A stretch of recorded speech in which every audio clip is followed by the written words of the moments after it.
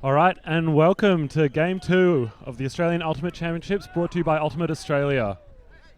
We've got a great game on offer here between the relatively local Brisbane Mammoth coming up against the definitely not local Wellington Wildcats, who have come across the pond to join us in the beautiful Runaway Bay complex.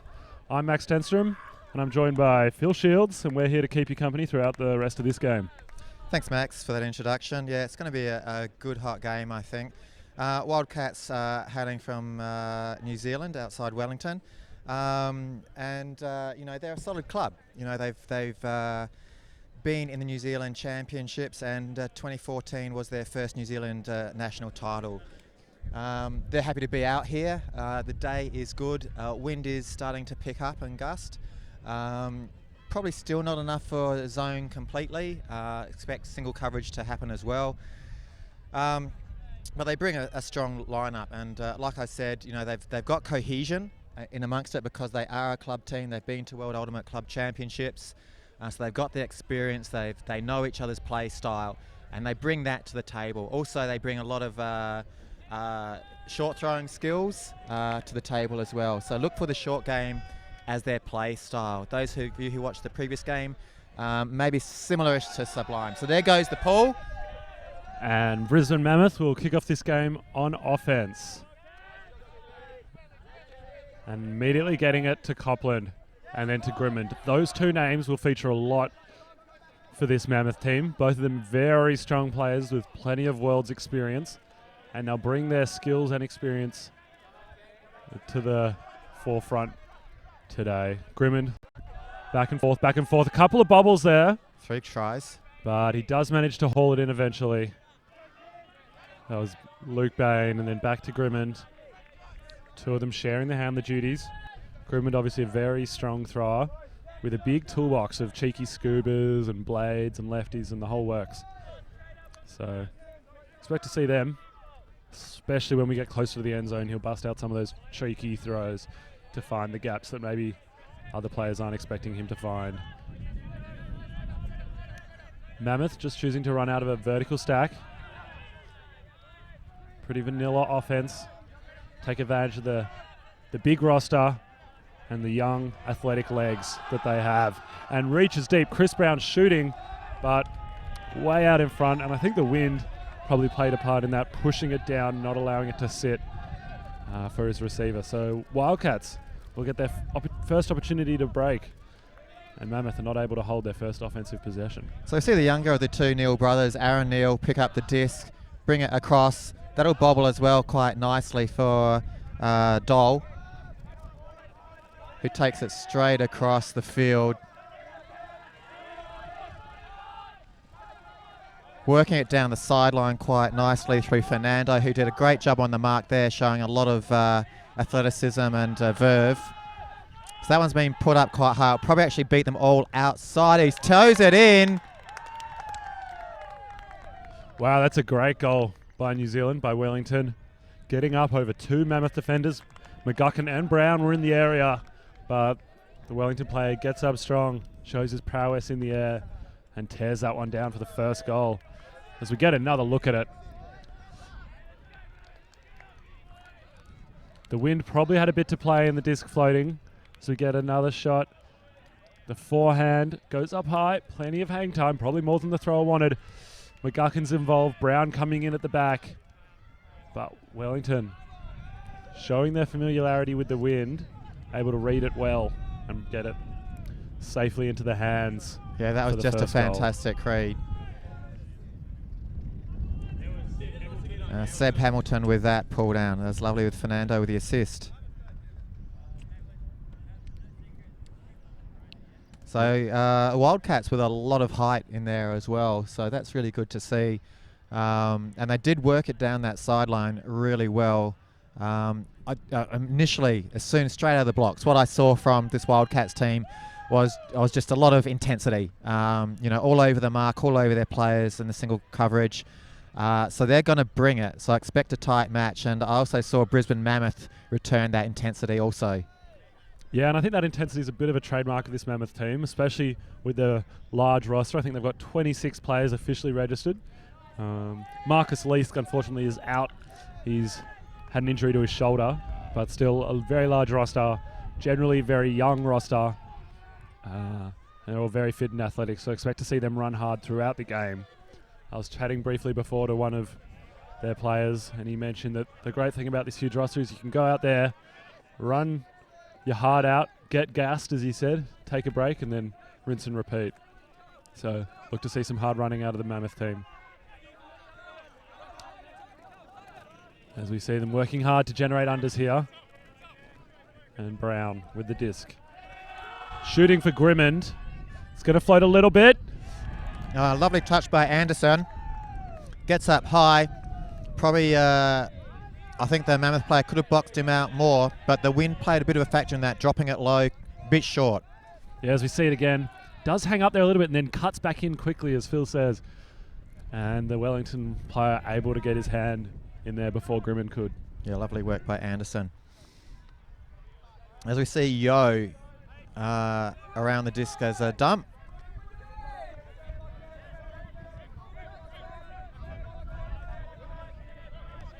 Nice movement up the line.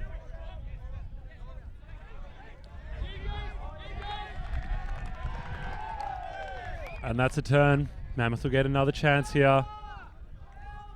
And they'll set up slowly. Seb Brown walking to the disc to pick it up. Copland immediately cutting up line, but they'll swing. And they'll swing again. Oh, catch your D's. That was lucky. Almost knocked it up into the path of a Mammoth player. Streaming long. Wildcats disc. That's a beautiful pick up there by Ho under pressure.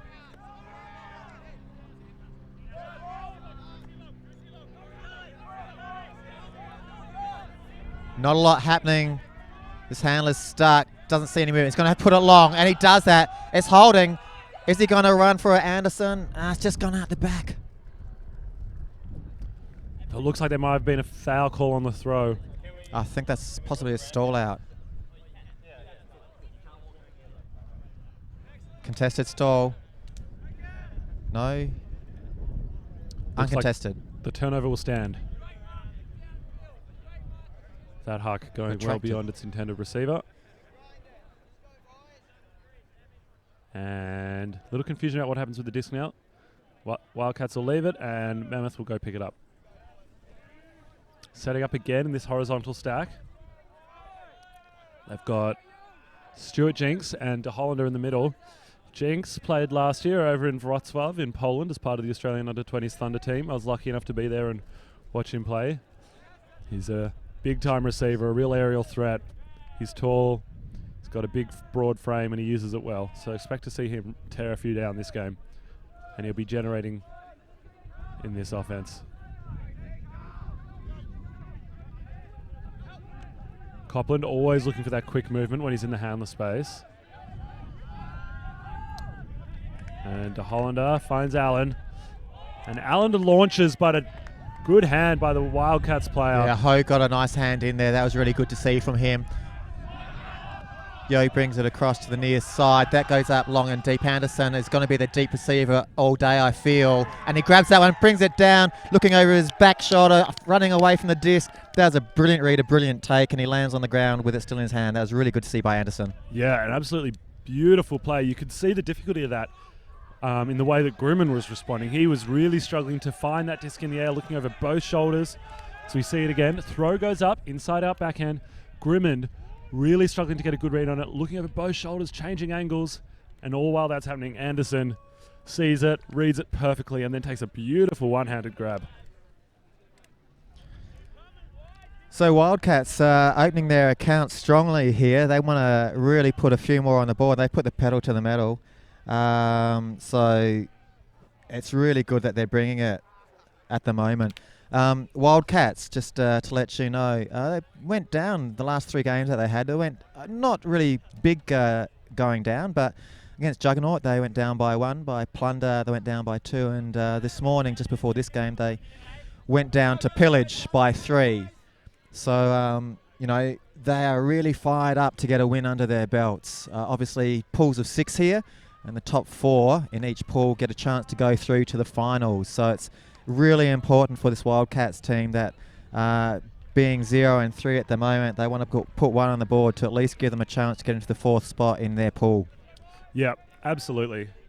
And interestingly, as Mammoth comes out slow here at the start, I was chatting to Clopland before the game, and he said that when they went down earlier to Pillage 14-9, that this was the exact problem. They came out slow, gave them a lead that they were never quite able to bring back. And against good teams, you just can't give them big leads because they are just so efficient when they have the disc.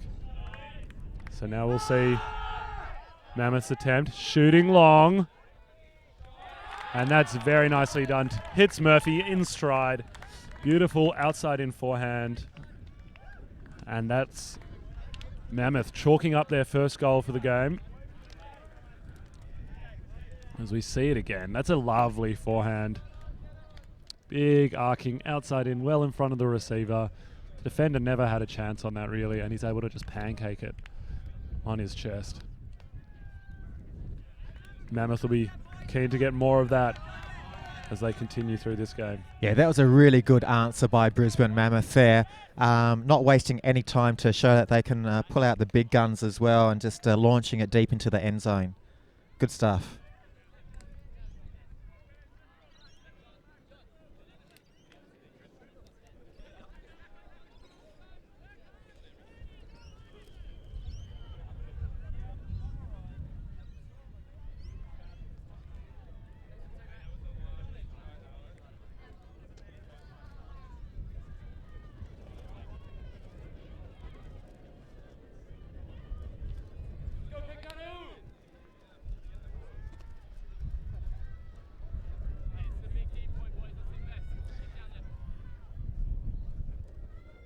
Mammoth taking their time over deciding what the matchups are going to be, probably quite unaware of what the Wildcat team is going to bring.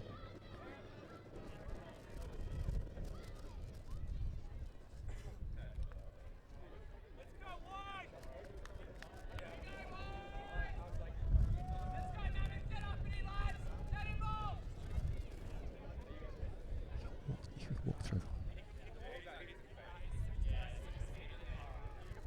Yeah, you can walk through it.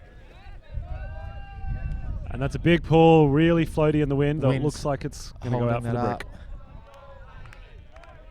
That's okay. It went on the sideline roughly at the brick mark anyway, so brick will be the call.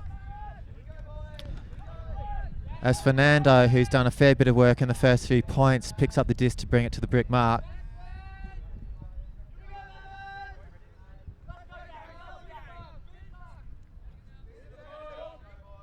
Palmer sets the stack. That looks like a set play. Oh. The cutter unable to adjust for the angle of the disc coming in. And Elliot Cook picks it up immediately. Moves it cross field. Pick called a while ago, but don't think that affected the play, so they're going to stand.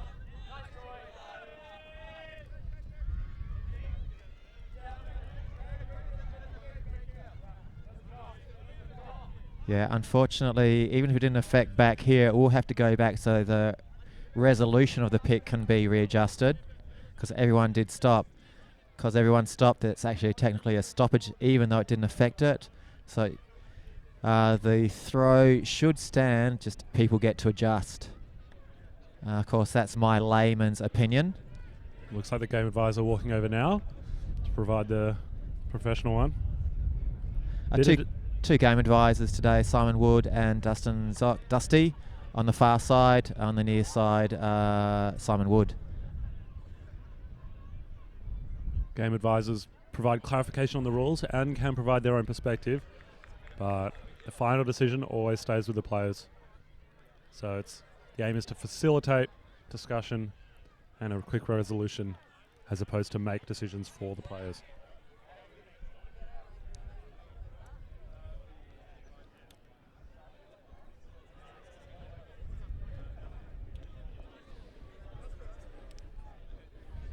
Of course, thinking a bit more laterally, that the affected stop and the pick may not have given the handler an opportunity to see something coming upfield either. Just throwing that randomly into the thought pool.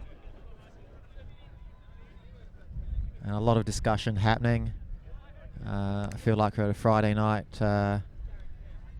after work drinks party. People just happy to chat. That's okay. That's what this game is about. It's just people discussing quite nicely what could have, should have happened, and coming to a resolution. And I think that discussion is what's happening right now, is that there could have been a player open, which meant that he might not have had to look for the dump, which could be how it affected the play. And it looks like we're finally coming to some kind of resolution. The disc will come back. Yeah, everyone's really happy about that chat. Look at that. Applause from both teams on the field. Yeah, well spirited. Yeah, that's what you want to see. And the disc will be restarted. Palmer on the mark. And Gary's got the disc.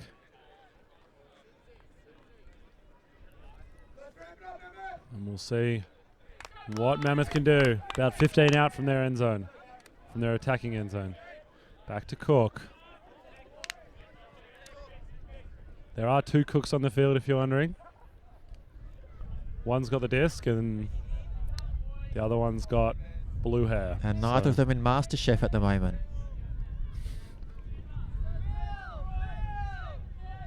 And we're back in play. Gets the around throw to Gladish. Foot block there. That's just beautiful to see by Stevenson. Yeah, he's got a bit of heart on him, block. and he's probably got an extra 6 inches in the legs as well when he stuck that foot out. Solid collection of the disc on the cleats.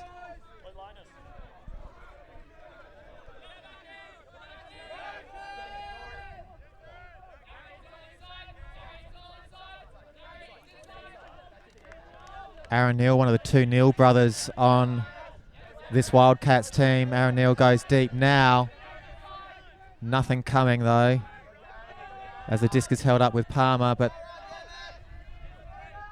he looks for a dump. That's not coming. Lovely inside there.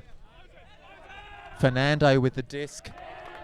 Scores easily into the near side corner, and that goes to McAdam. Fernando to McAdam.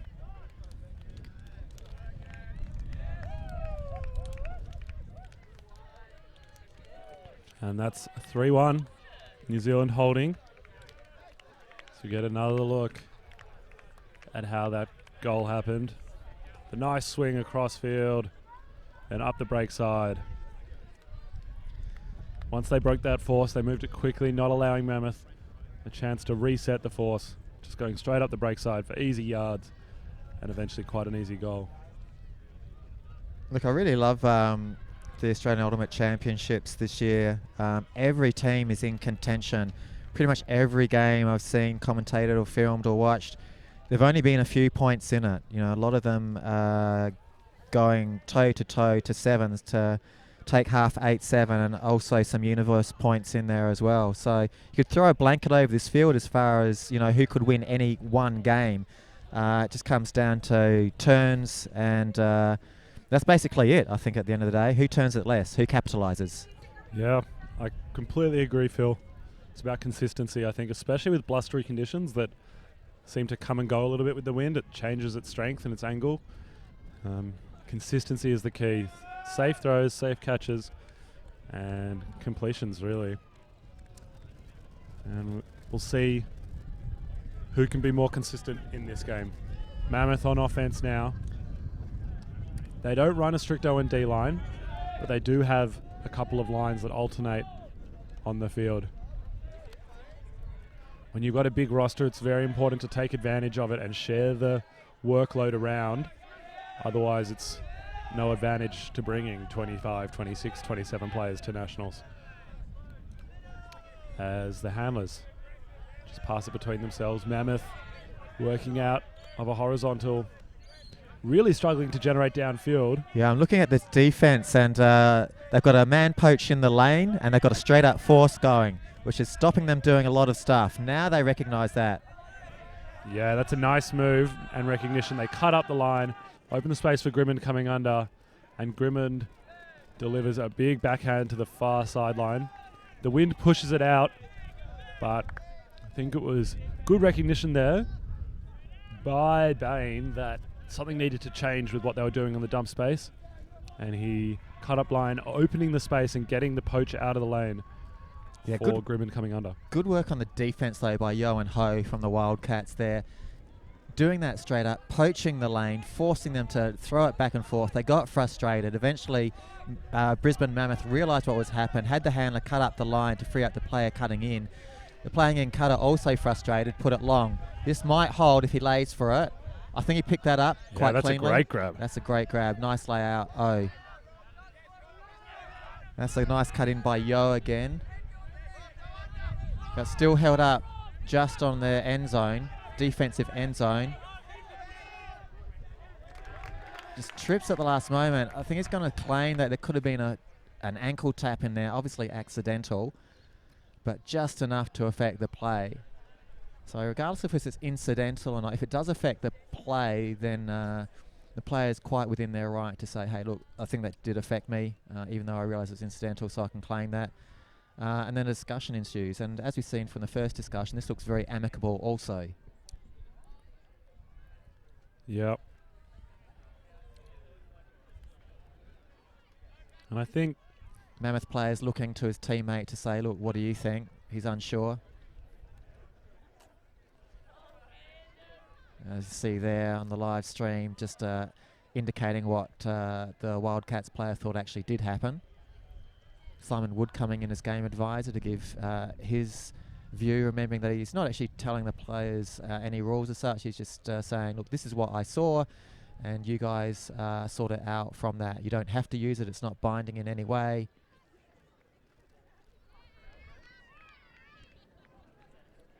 it looks like a contested foul.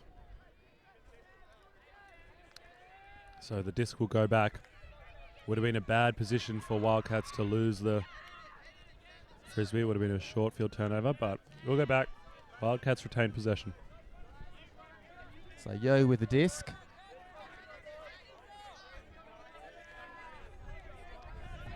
Disc coming in, I think 6. Has no effect on it.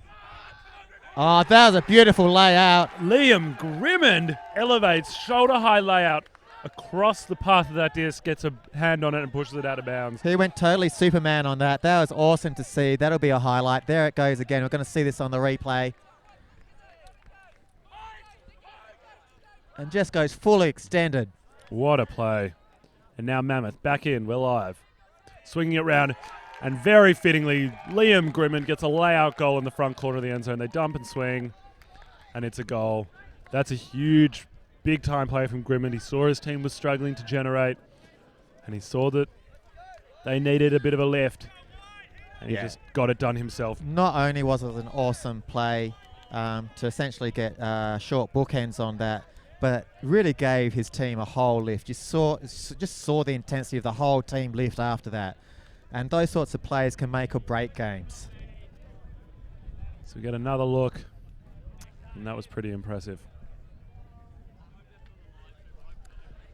Liam Grimmond, hugely experienced player despite his relatively young age. Definitely one to watch over the next few years. Recently got invited to attend the Crocs selection camp as a part of his development. Definitely the future is bright for him. And immediately you see the psychology of that layout D not only affect the Mammoth team by lifting them, but you saw how the whole Wildcats team sort of like got a little bit down for a second. And again, just looking at, I get the feeling their whole body language is sort of like still in that layout D that would happen by Mammoth. And they've got that in their heads at the moment. I'm sure once the disc comes down the field, though, they'll forget all about that and get into game mode. They'll suit up and they'll do what has to be done to get the point back.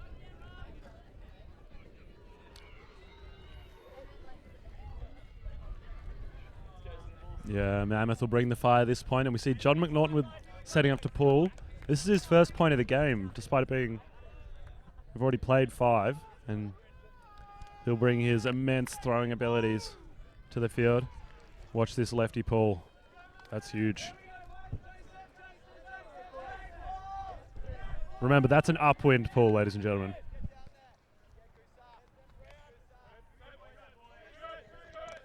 So Wildcats move it beyond their defensive brick mark. There goes a bullet. Is Fernando, I think it's Fernando, going to get that? Yes, he does. Reels that in beautifully, just shows his pace, shows a clean set of heels to his defender. It was a rocket, it was nice and light, never went above head height from beyond the halfway line, and that's a beautiful point from the Wildcats. Yeah, absolutely. It's a great way to respond, scoring a quick offensive point, showing no sign of pressure from the Mammoth D. So Fernando obviously is going to be a key player. I haven't seen the Wildcats play, but he's scored 3 of their 4 goals already, and he's been quite crucial on the field with his defense, with his quick feet. He reads the play very well. You can see how influential he's going to be in this Wildcats team, and if they get a win on the board today.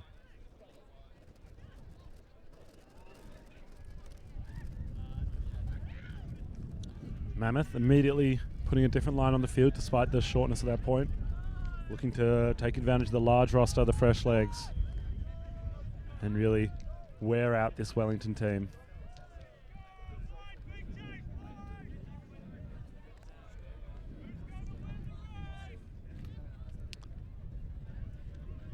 Expect to see the Cooks play a large role in this point, getting a lot of disc, and Mueller is one of the big targets going deep.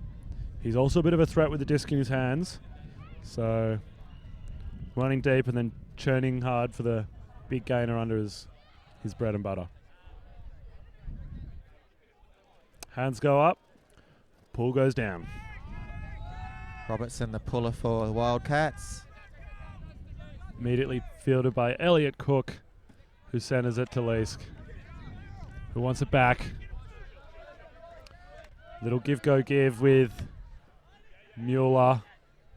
Mueller wanting it back immediately. Showing his handler chops. Beautiful outside in backhand to get it back to Cook.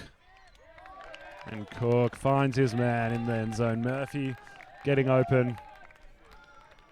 And Mammoth respond. Equally easy, very different style there. Lots of give-go, short movement. And precise throws in small spaces, but shows that it can be equally effective as the Wildcats' previous laser of a huck.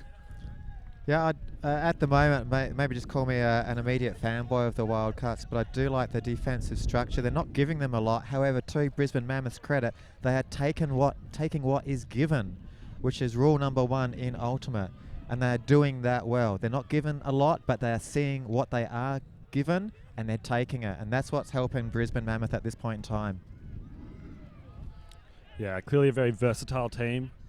Happy to take the deep shots when they're there, and then equally happy to work the unders and use their legs when that's the better option.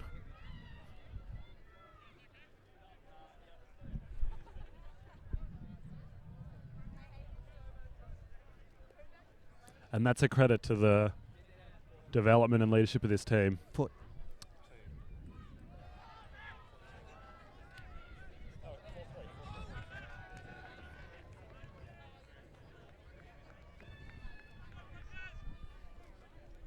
The scene here in Brisbane, just down the road, saw an amalgamation of the old Firestorm team with Slamtown as they came together to form Mammoth, a team that in its short history has been really successful at Nationals. And we see J-Mac, John McNaughton, another huge pull that's going to float forever. All day long. That's a beautiful pull. It puts Tiddith Smith under pressure, a whole lot of pressure because he doesn't have much to get it off of that line. Just needs to put it long. That's just going to float out there. Easy defense by Mammoth. Yeah, McPherson happy to take that. That was all because of that pull. Immediately moves it to Murphy, goes to Cook. Mueller! The throw from Cook behind him, but Mueller shows his athleticism, laying out backwards almost and the outstretched hand enough to reel it in. Stall count's getting high now. Looking for an outlet. Has to desperation huck it on 10. And tipped. And John McNaughton cleans up the scraps behind. It's a very fortunate point for Mammoth. And Wildcats, while they'll be disappointed that Mammoth scored there, will be happy with the defense. Yet another tight match. We're tied 4-4 at the moment. After the Wildcats gained a bit of a stretch, Mammoth reeling it back. Yeah, as we get another look at this, first Mueller makes a great grab to keep the play alive. And then Elliot Cook gets a little stuck here. The stall count really rises, and you can tell that the stall count's really approaching 10, and he just has to throw and hope to the end zone.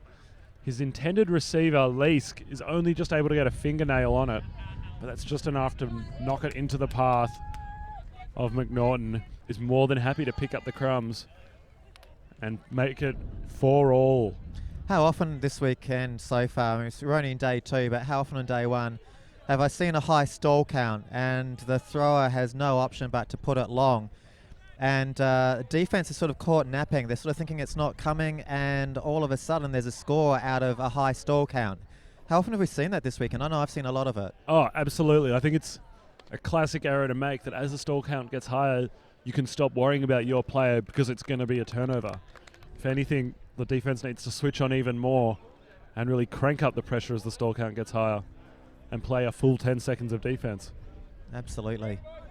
And Copland with the pull now. There's a huge blade coming down. That's a lovely reel in though. As we see Peno with the disc.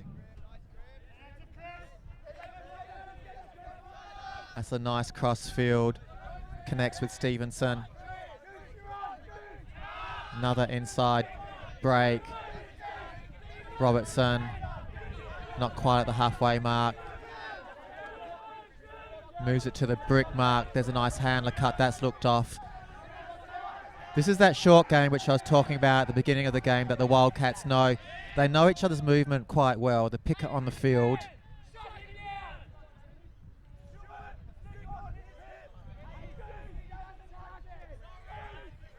There's a long cut. And under, they're working off each other really nicely. Stevenson with the disc again, caught on that sideline. There's a dump. Nice over the floaty over the top. Swing it. Handler movement. Just got to be careful here. They don't need to force anything. But by the same token, they might not want to lose too much ground because it just means more throws they're going to have to make. That was a fingertip catch.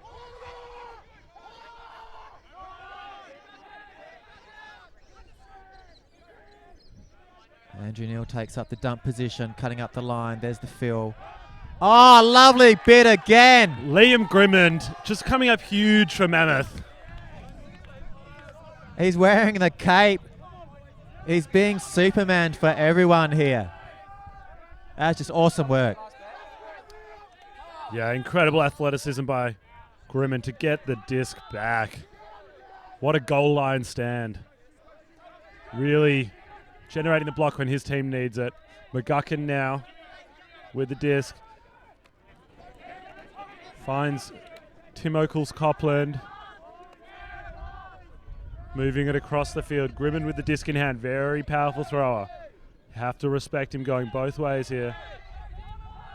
Oh, and the wind took that. Seb Brown not able to reel it in. Wildcats settling things down. Had a player streaming deep. Probably a wise move in this wind. Don't want to get rush of blood too soon.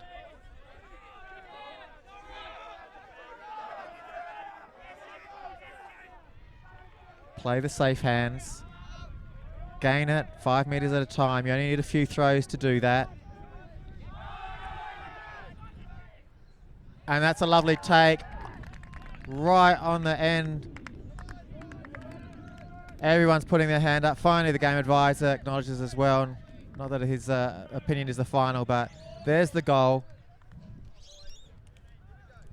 Yeah, that was a great take in the back corner of the end zone. Anderson, I think, getting up strong. He's been crucial for them, as we see it again here. Aaron Neal playing a big part, moving the offense up the sideline, then shoots to the end zone. Anderson takes it early. Despite the bidding Mammoth defender, he had position and didn't relinquish it. And Wildcats up 5-4, making a real game of it here against Mammoth.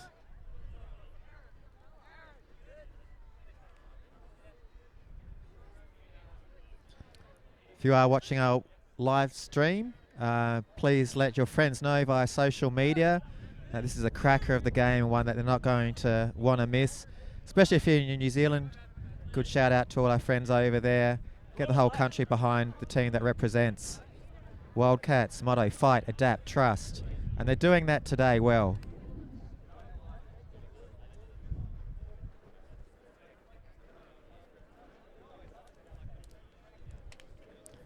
Likewise, if you're a big Brisbane Mammoth fan, come down to the Gold Coast. Have a look at them, support your locals. Yeah, and they're doing a great job of representing you well today. We've seen some real highlight plays, especially from Grimmond. And now we'll Aaron get Neal to with see a pull. Mammoth on offense. John McNaughton to field it. Went out the sideline, so he'll walk it up. He's not short on experience himself. Handled for the Barramundis last year at Really nice place to lock them in London, and immediately gets it off that line, which is what he wants to do, especially in these windy conditions against the Wildcat zone, which is something we haven't seen much of yet. Working hard to get it back to McNaughton in the center. McNaughton wanting to move it quickly to Jinx. Fakes. Gets it round, nice swing. Really letting that Brisbane Mammoth player get deep. But they're not wanting the shot through. Jinx doing a good job through the center, providing options. McGuckin, we've had a couple of throws that get caught by the wind, but the tall athletes on Mammoth team not struggling to reel him in. And McNaughton gets the disc back and adds a bit of calm. You can see that the whole team just relaxes a little bit when he's got the disc. So much trust placed in him. There's the pressure drop that they were after. Unfortunately, Luke Bain couldn't hold on to that one.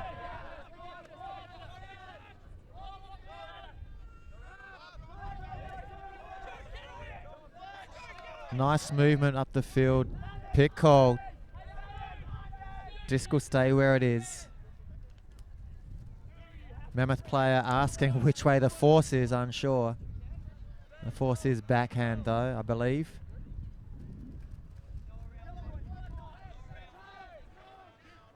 Big De Hollander on the mark, using his big wingspan. Oh, that's a lovely disc into space. And a diving Mammoth player again. Lovely lazy backhand, high release. It's close to the end zone. Is he going to put it? It's got to be a high stall count. Oh, that's beautiful. Just threads the needle there. So close to the end zone. Can they work it in? There's the one up the line. There's two players going to the same position. They bring the defense into it. There's an open player there. Another pick called. Yeah, great bid by Tom Anderson. Just not quite able to get a hand on it. Dole with the Unfortunately, him disc. bidding doesn't open up that break swing. Dole with the disc taps it in, looking for someone to get free. They just need single cuts, one at a time. One at a time. There, it's nice cut there again by Neal. Provide assistance. Grabs that. And that was the Neal to Neal, I think. Bit of brotherly love in New Zealand there. Nice work for the Neal brothers. Obviously, they've been practicing that one at home a bit before they came over. Maybe discussing it, doing that a few times throughout the weekend. Yeah, Mammoth just not able to stop it as we see it again. A beautiful inside-out backhand. Really beautiful throw from Neal. Breaking the mark. So difficult to stop. And Mammoth in a 2-point deficit here. Going to have to work hard to claw it back. The offense has looked good. We've just seen maybe a few too many silly drops. Not sure if it's a mental question or the wind making it bobble just a little bit, but going to have to get them out of their game if they want to bring this game back and still be there at the business end. So Liam Grimmond providing a lot of lift on occasion for Mammoth, but within a couple of points, Wildcats able to just gain that advantage again. So Mammoth just need to sort of like pull out everything and keep that momentum going, rather than sort of like put their foot down and then take it off, then put it down, then take it off. If they do that, they're going to let the game get away from them.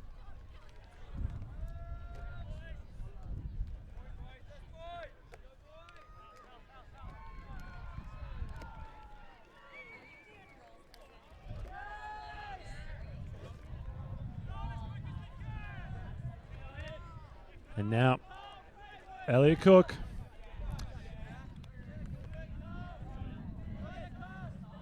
To Leask. Reaching for that's Linus high. Mueller in the end zone. Linus is big, but Wildcats get the read. Fernando takes front position. And now we're going to have a bit of a discussion as we get another look of it. It's a big throw. Probably hung more than he would have liked. Look at Fernando make up the ground there. Gets the front position. Yeah. Jumps highs over his back. Fernando did a great job getting in front and claiming position in front of the bigger, probably stronger Mueller, who gave up that position. Maybe didn't get as quite a good as read on it. And now we're having a discussion. Mueller went up big, reached over Fernando, and the question is whether he got a hold of it and then had it knocked out of his hand, or That's what what he's exactly showing at the occurred. moment.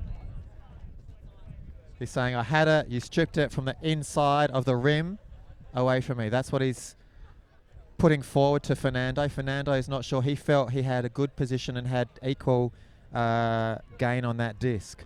Yep, and the game advisor's right there. Would have had a good view, but players will resolve it. It's contested, and it'll come back to Leask. Wow, what a game this is. I like this. Yeah, it's another highlight reel play. They're really turning it on for us here today. And Leask will get another go.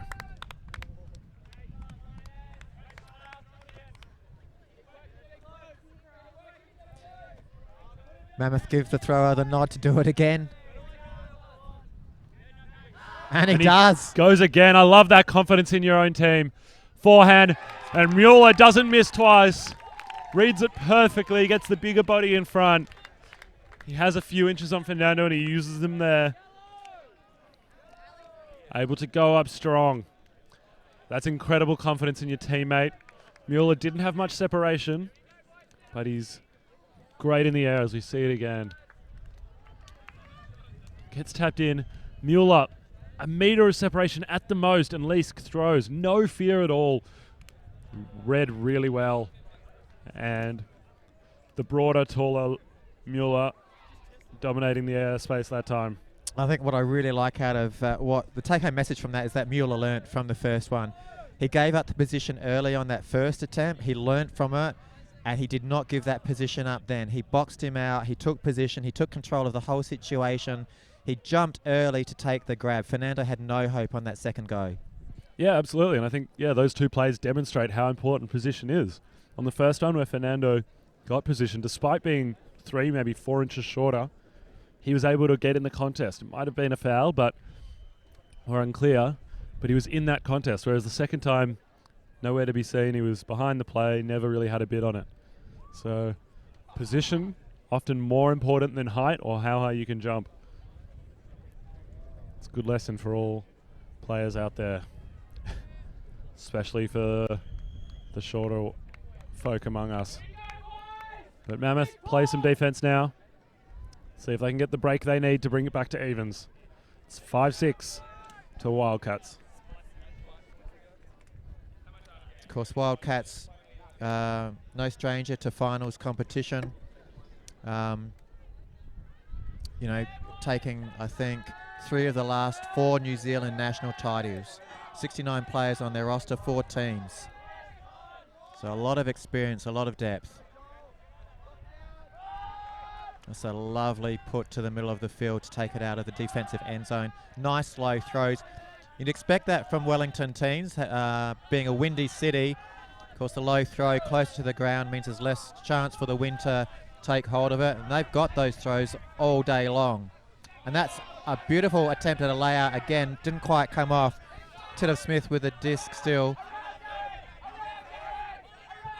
Has to put it up, high stall count, easy pick off. And Murphy plucks that out of the air, but there may have been a call. He's indicating a lot of body in that as he threw it.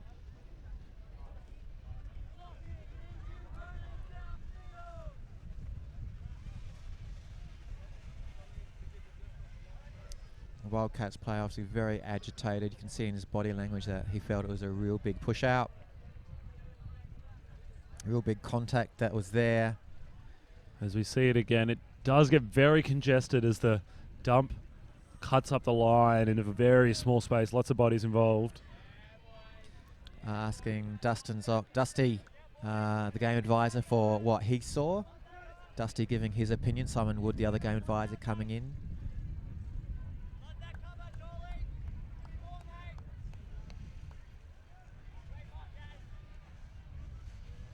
Mammoth themselves, no stranger to finals competition. They've been there before, and they'll be looking to do it again this year. They're in the final in Perth. Dustin Zock inviting the players to come to a decision, and it looks like they are as we speak.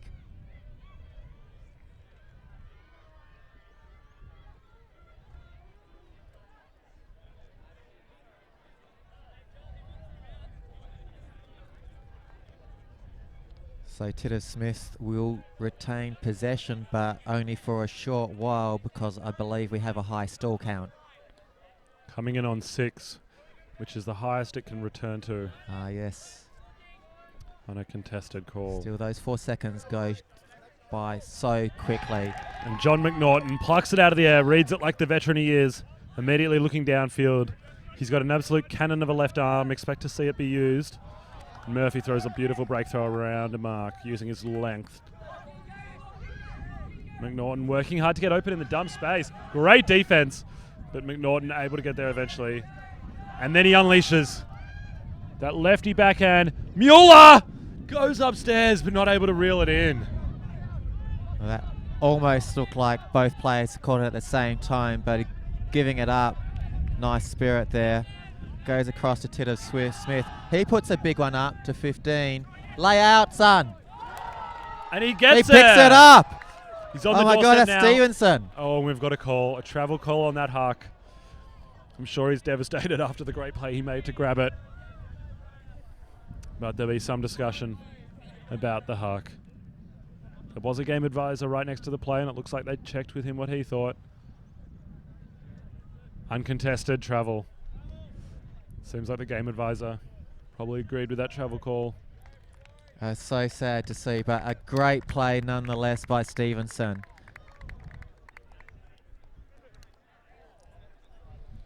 Would have thought for all money that he was just fingertip out of reach, but he was actually fingertip in reach for that layout. That'll go on the highlights reel. Yep, another great example of players going horizontal in this match. I've seen a lot of those. They're great to see.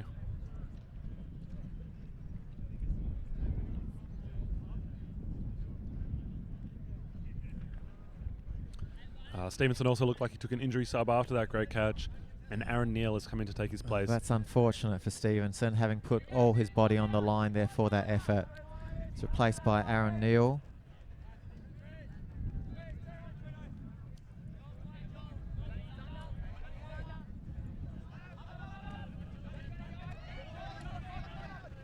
Smith looking comfortable for the give-go down the sideline there. Aaron Neal with the...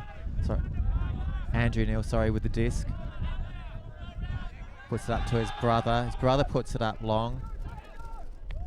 And that's brought down quite comfortably by Smith, who was quite influential and featured in that point quite a bit, considerably. So well done but to that youngster. Yeah, that was a nice throw. As we see it again. Neal to set it up. And then launches the backhand, boosts it. And that's an absolutely pristine throw. On the chest of his receiver. Defender never had a chance to get involved.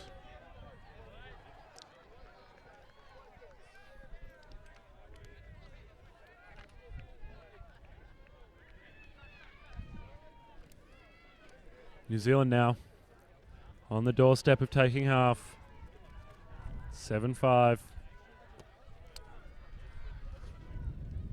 They'll be looking to punch this one in if they can, get the turn and punch it in. Taking half 8-5 would be a great start for them. So Tidham Smith played with the New Zealand under-20 team in Poland last year. He played in that New Zealand under-20 team with Isaac Anderson and Seb Hamilton also. They all have skills to burn their players, and you definitely saw Tidham Smith there do that. So they are going to be influential in this game. Yeah, very impressive to see a youngster like Tidham Smith. Can't be any older than 20 right now, playing a really key role in this Wildcat handler position, launching bombs when they need them, providing quick movement around the disc and resets all day long. He's clearly one to watch going forwards. But Mammoth here, going to play some offense. Would love to punch this one in easily and then get back out on defense. Whoa. Grab on the pull. Nerves starting to play a part perhaps in the wind. Allen finds Grimmond, who gets horizontal again. Not sure if he knows how to catch a disc standing up, but hasn't slowed him down. And Bain working hard to get a throw off and does.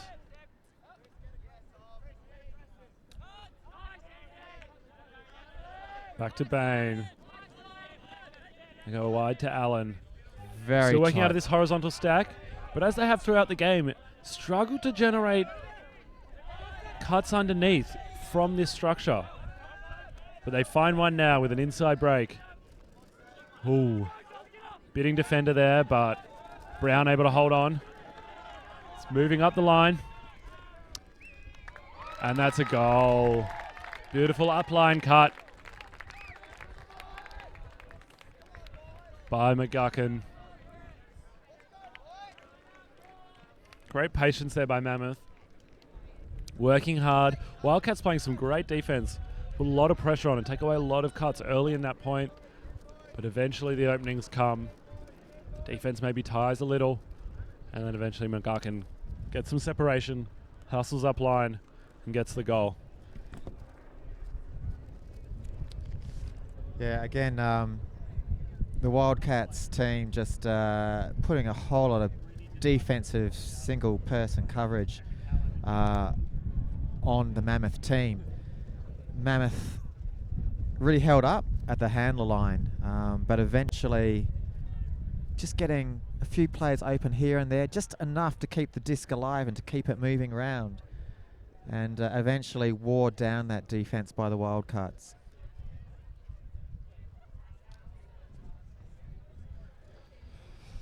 Seven 6 now. Mammoth with an opportunity here to really try and make a run going into half. Not give themselves too much of a deficit to make up in the second half. Obviously Wildcats looking to punch one in quickly.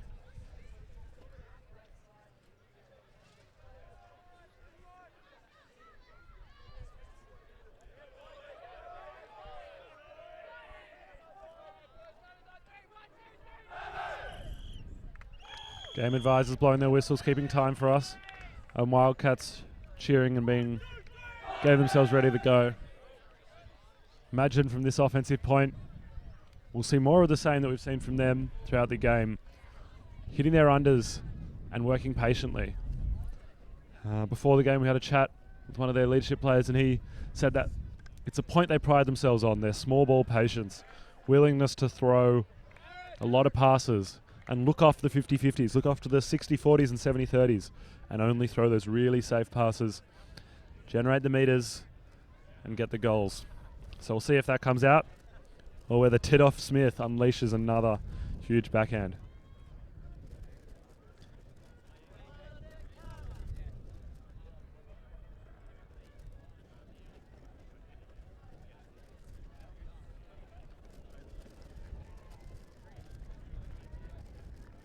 Gary Jarvis, the Wellington coach, providing some pearls of wisdom to his troops. We'll see what comes out.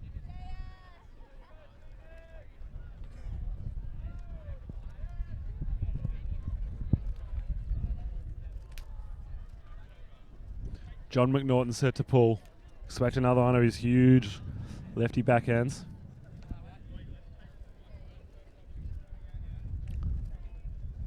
The team info sheet on Mammoth lists him as a very good player, especially at throwing, and I tend to agree. Immediately, Wildcats form a horizontal stack formation. Fernando cuts under. Now Fernando cuts deep. And there goes a big one. That's going deep to Stevenson. Could go, lovely reeling, lovely box out. No travel on that one. That's confirmed as a goal. Yeah, what a way to take half. That is an absolute dime of a huck. Couldn't have put that better. Pinpoint right just a metre before the back of the end zone. Stevenson just did a beautiful run on that. Almost a set play, but it was really good to see on that offensive play that way Wildcats came out of their line. They went straight into the horizontal stack. Their handlers knew where to go. It was just perfect to see. The cuts came straight away, one by one, bang, bang, and the result, a score for the Wildcats. And that's the way we take it into half. So we'll see you in a few minutes' time.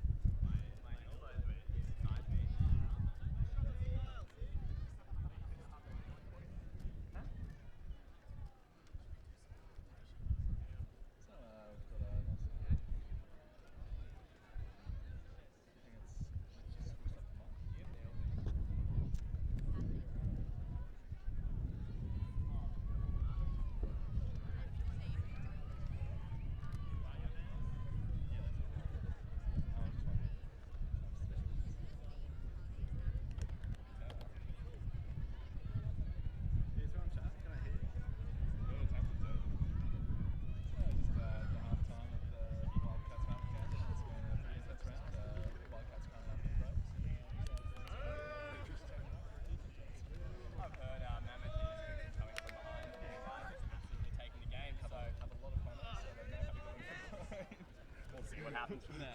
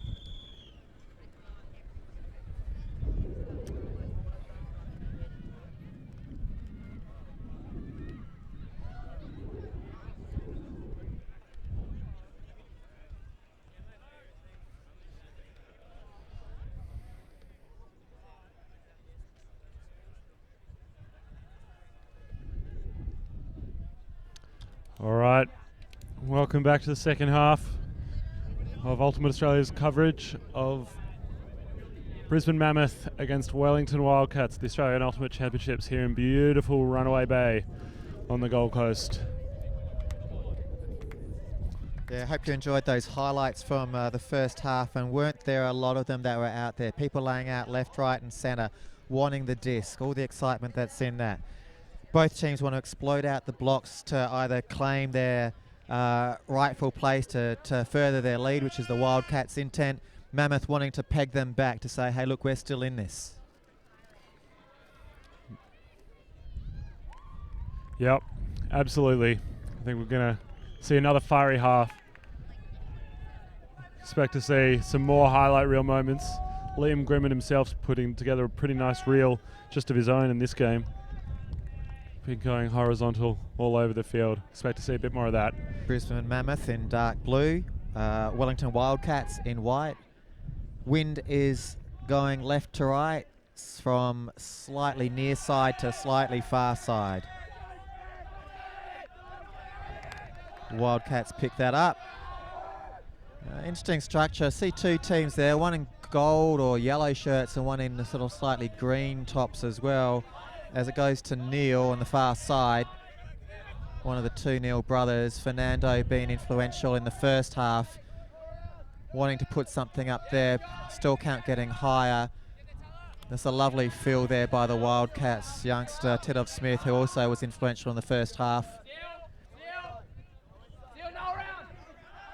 Neil to Fernando, picking the scraps off of that worm burner.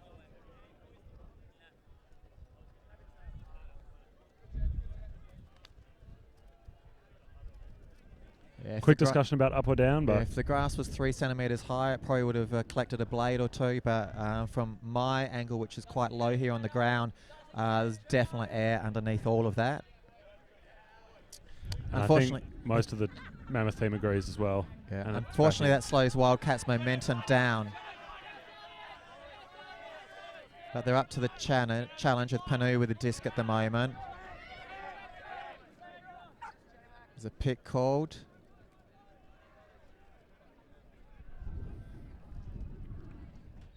Now Mammoth saying to Panu that getting a bit pushy, bit shovey.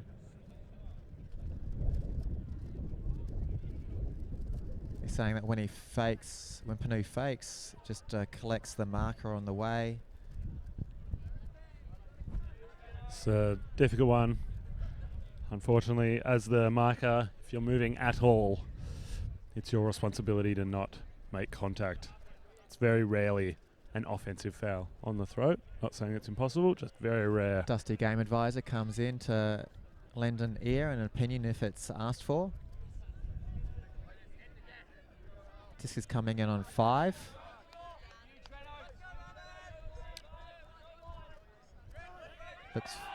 Looks for the dump straight away. There it is.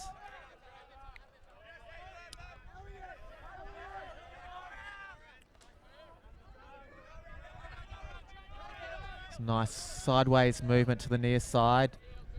Nice fake, but the mark is up to the challenge and stopping everything. He's going to just push power and through that. So much for non-contact sports. Fernando is going to jump high. That's a beautiful leap he has on him. I saw that in the first half. Neil with the disc. If your name's Neil in New Zealand Ultimate, then you've got to be great. It's just the way it goes.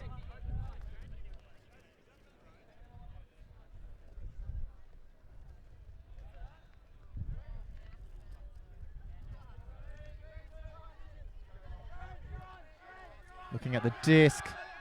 Oh, lovely grab. Neil with the disc again.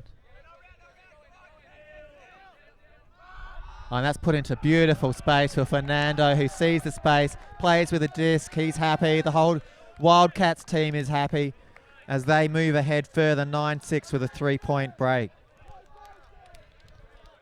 Yeah, you could tell Mammoth were really wanting to break out of half, working really hard, putting their bodies on the line when they needed to. But Wellington were not to be denied. And it'll be a test of Mammoth composure here, whether they can just keep ramping that defense up, applying that pressure, trusting that the turns and opportunities will come. But they'll have to work hard for them.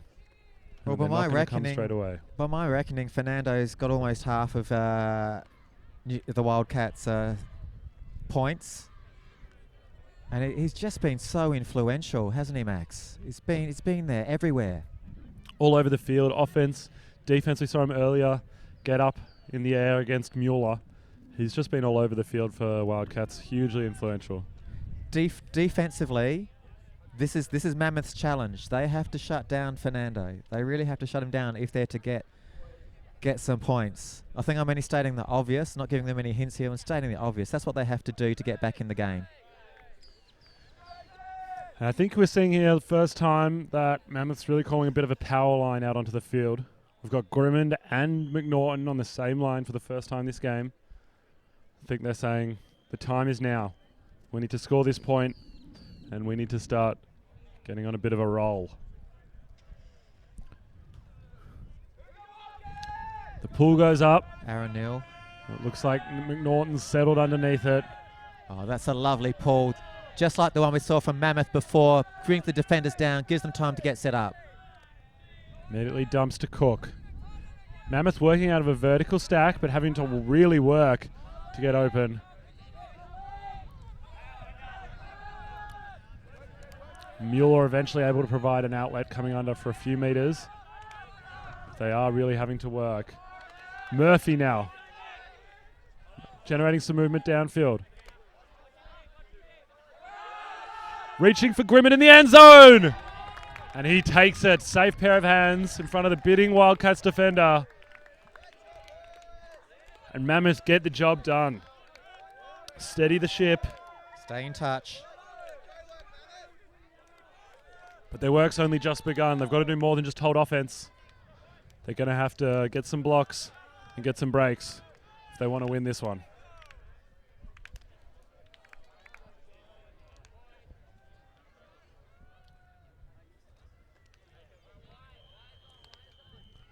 What's the key to this Mammoth defense here, Phil? How can they stop Wildcats? What do they need to do? Oh, two keys as I see. As I said in the previous point, Fernando is one of them. In fact, I'm going to bring that back to one. I'm just going to repeat myself. Fernando's just been such a powerhouse, but they do have such depth, you know. Anderson's being great. Tidov Smith has been great. They share the disc around. One thing I've seen in the second half, which I felt they needed to clean up, was getting a good clean dump set happening. And the first few points of this half, I've actually seen this Wildcats team clean that up. They've got dumps there, they've got fields there, which before I just felt that it was just lacking a little bit, and they got themselves into a little bit of trouble on the far sideline because of that. They didn't have a dumps set up adequately far enough away from them. It was all crowded in and around the disc. It wasn't giving the person with the disc enough opportunity to get rid of it in front of to the advantage of the dump. But they've cleaned that up really well. So offensively, Wildcats have cleaned their act up, but defensively, yeah, I think Fernando's the key. All right, and here come Mammoth.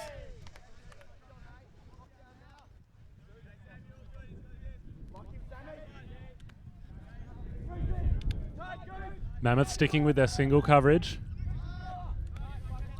And really interesting Wildcats offense here. It's the Neal brothers. It's an ISO for the Neal brothers. Just playing. There's Fernando coming into the picture right now. Neal looking for Neal deep. He's under. Yeah, nice. That's the dumps that we were talking about. You had the 4 dumps set up for them. It's a beautiful isolation play that I saw Wildcats playing there.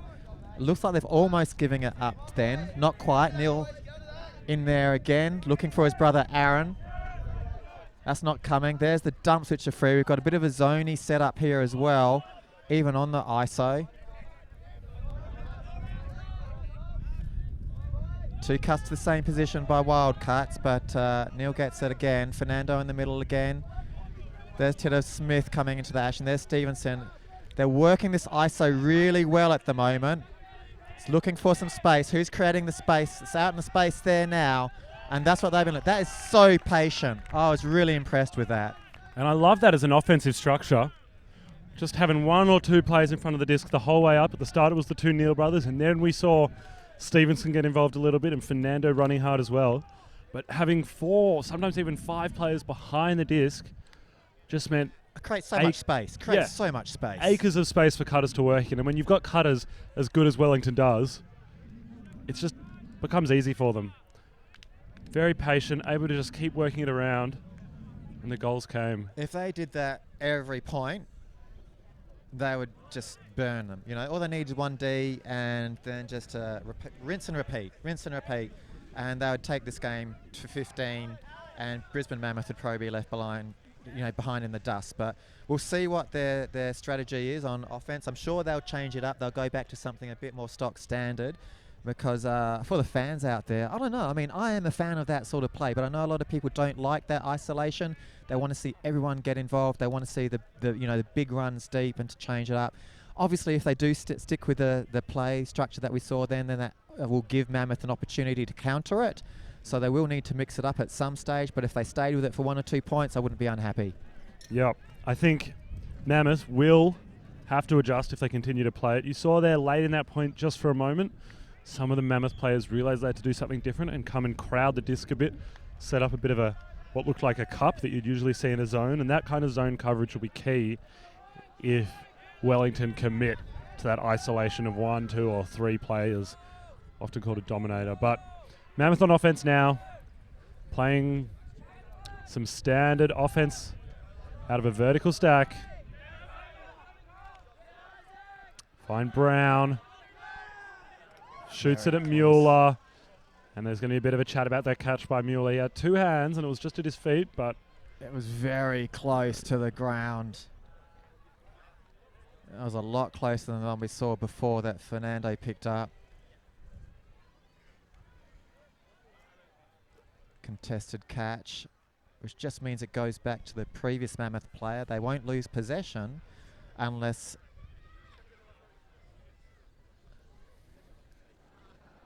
or perhaps it's uncontested, but they want to bring it back because some people stopped. Uncontested up. Yep, retracted call. Mueller will tap it back in.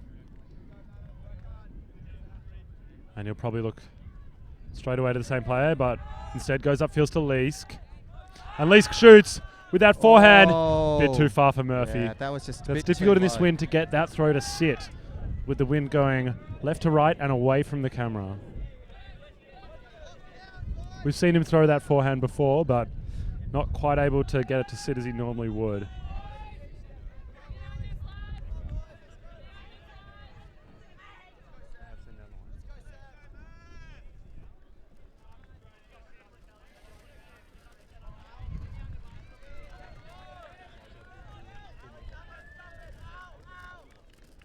A little bit of argy-bargy on the mark there.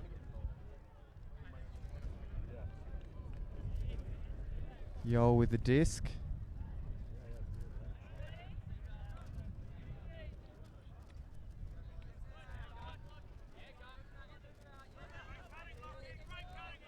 Nice give go, deep cutter, that's not going to come.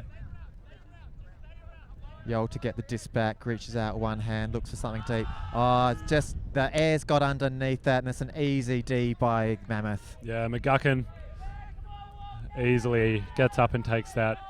Murphy with the disc, finds Brown, gets it around to McGuckin, who has to go upstairs again. And now he puts it out in front. Alex Leask takes the goal. I think it's maybe now to the field. And Wildcats. A bit blindsided here by the Crowders, either just out or just dropped. I'm not too sure, but I'm sure we'll see it somewhere. There's the replay. And he bobbled it, wasn't able to hold on. Dropped it. Wildcats with the disc.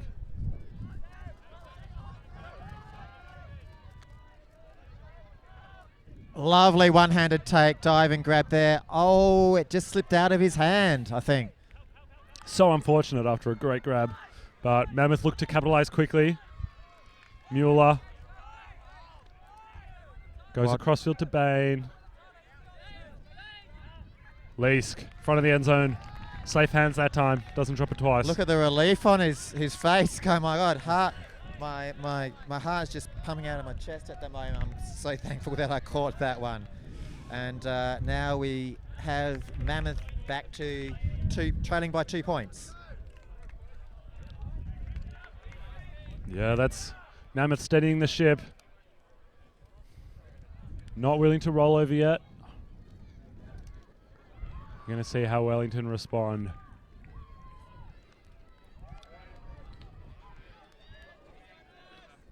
Mammoth will look for a break on this one. They've got a bit of a power line on the field. They've got McNaughton. They've got Grimmond. They've got McPherson. Jinx. No, Jinx sits down again. He's not coming onto the field. Got Anderson as well out there, who'll be working hard on the cutters, and Gladish as well as Elliot Cook and Murphy.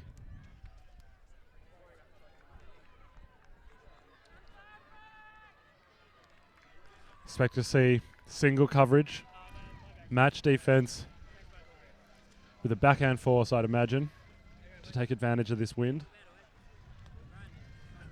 And lots of really hard running from Mammoth. Expect to hear a big sideline. When you got a squad of 26, you make a lot of noise from the side. Mammoth taking their time. Still got players kneeling. They've got a big squad here. Wildcats very organised. They know their offence and defensive lines. You're either on green or on yellow. They do switch them up a little bit. That's a nice pull. That's going to fly. That's going to allow the defense to get down there. Beautiful hang time on that. Just let it land.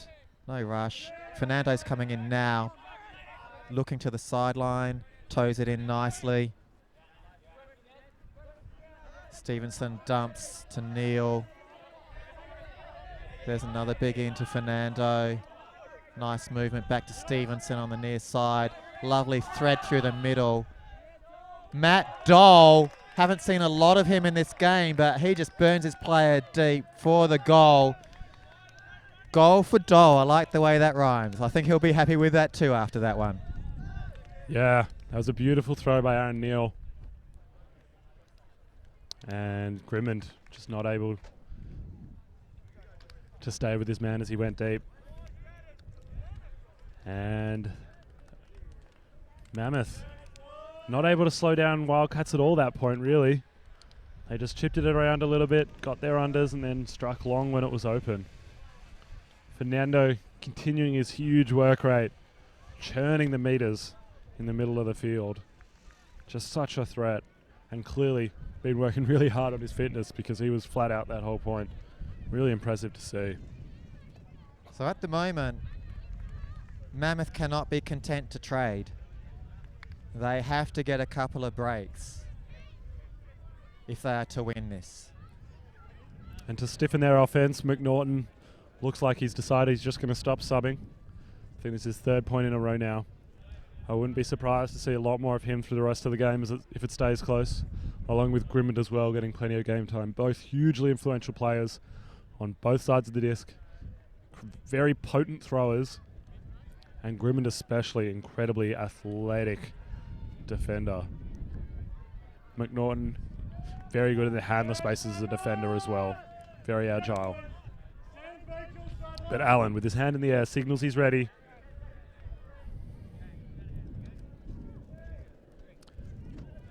And we'll see what Mammoth can do here. There goes the big pull by Robertson. Looks like a vertical stack. Keeping it simple in terms of structure. And immediately Mueller goes break side. And Copland runs deep, but Mammoth. Oh, there's a free content player to move it deep. quickly. Brown Seen a fakes bit the too big. late. To Allen. Mammoth moving nicely up the field. Dump swinging for plenty of meters. This is textbook stuff. McNaughton being hugely powerful by breaking them up continuously. And that's a goal. McNaughton, I don't think he threw a single open side pass that whole point, just breaking the mark continuously. Wellington not able to contain him, making it very difficult for their downfield defenders to put much pressure on those passes.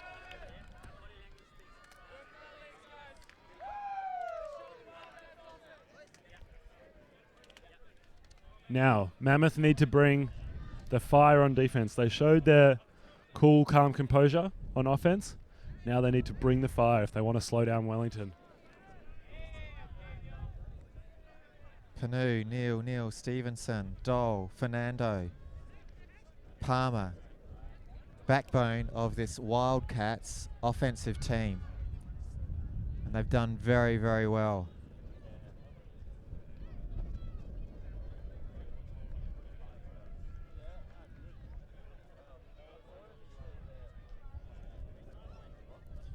They work the horizontal stack so effectively and efficiently, this Wildcats team.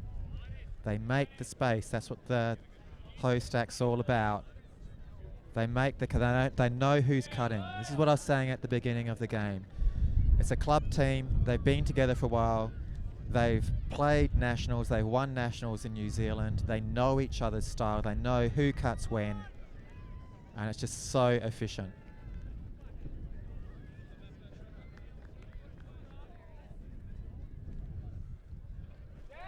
Big pull from McNaughton.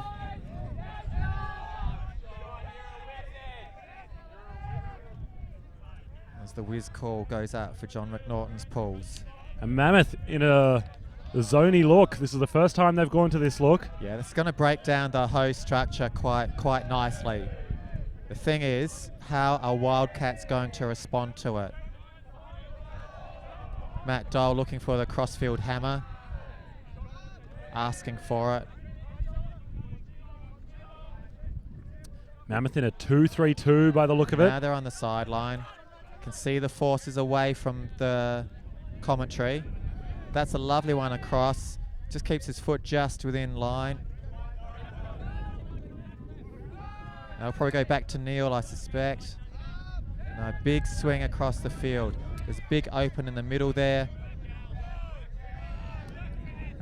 Oh, lovely thread through, Neil to Neil. And Mammoth transition into match defense now. Lovely thread again. Ah, yes. This is the trading that Mammoth cannot afford if they want to win. Yeah, we saw Mammoth there come down with a different defensive look. I like that. You've got to vary it up. You've got to try all the tools in your toolbox on defense at this point in the game. And it slowed Wellington down, but it didn't stop them. Yeah, Wildcats happy to chip it around, find the open player. I really like the fact that they changed it up. They realised that they can't keep trading. They've got to do something different to win this. Doing the same is not going to win it for them. They've got to do something different. They changed it up. However, when they transitioned at the halfway mark, it went back to single coverage. And we know single coverage does not work against this Wildcats team. Yeah, absolutely. And as is often the case, at that moment of transition, things could often get a little messy. Players struggling to find who they're on, and in that moment, Wildcats pounced. They had a big crossfield forehand that opened up the rest of the field. It got them onto the break side, on the high side in the wind, made the next couple of passes very easy, and eventually a goal. But Mammoth aren't ready to give up yet. McNaughton has decided he is mortal after all, so he's subbing off after 5 in a row, I think. And we'll see what Mammoth can do on offense. We've got Grimmond, Leask, Allen, the usual suspects out there, and we'll look to see them get it done. Big pull from Wildcats, may float out, but just stays in near the sideline. Will be fielded by Allen. Wildcats say, look, we can play a containment zone as well. It's a slightly different formation. Looks like perhaps 1 with 3, 2, and then a deep at the back. And Mammoth just shredding it. Hot knife through butter right now. Barely being slowed down at all, and when they do, they immediately dump, looking to swing and change the angle. This is an absolute textbook. Working hard to keep it on the high side of the field, which is a smart move in these windy conditions. Getting trapped on the downwind side can be very difficult. Great bid by Wellington, but it may have been a foul. That was so close. I saw the Mammoth player had it. He had his hand on it. I can't say from this distance I was not touching the disc or he had control, but he's adamant he had control of that disc. But it was a lovely layout bid by the Wildcats player there, who is Leo, to read that. Might have just come in a little late.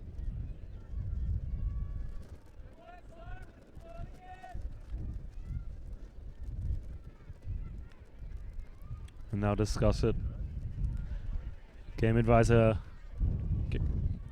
about to get involved. He might have actually been saying he hit his hand rather than he had the control of the disc, and it was the hitting of the hand which meant he couldn't take control, and also is illegal to be an infraction because it impinged on the Mammoth's player's ability to hold the disc and make a legitimate bid for it. Although it's gone back. It's gone back. The disc's back in. Dump swing immediately. Mammoth, they're well drilled at their zone offense. And they're dump swinging like seasoned veterans right now. Showing that they can play patient as well. Wildcats committed all the way to this 1-3-2-1 zone. We've got a mark that's chasing the disc. And then we've got 3 behind. Classic Pommy. Robertson on the mark fence. is just buggered here at the moment. Yeah, Mammoth content to wear out the Wellington players.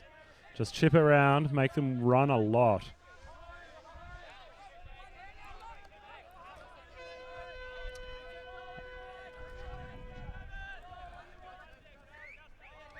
Now Mueller with it, gets it around the cup. That's a nice throw to Allen. May open a few things up. Allen doesn't like what he sees upfield. Content to play it slow. Grimmond cuts into the cup. Hasn't had a lot to do this point,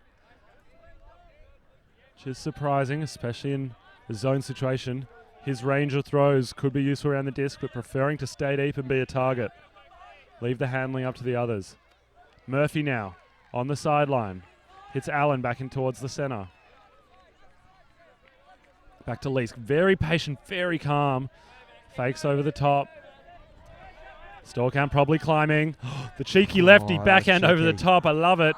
Audacious, but it works out well. Now Grimmond getting involved. Making Mueller work hard for that, but he's up to the task. And the pace lift. Grimmond wants the over the top. Wants those difficult throws. Now he has it on the downwind side. Doesn't want the cup to set too much here. Want to move it quickly off this line, otherwise it can be difficult. The fence closing in. Big bid, but Grimmond gets it immediately cross field. And that's a goal. Wow, what patience by Mammoth, and also what great defensive pressure to keep them out for so long.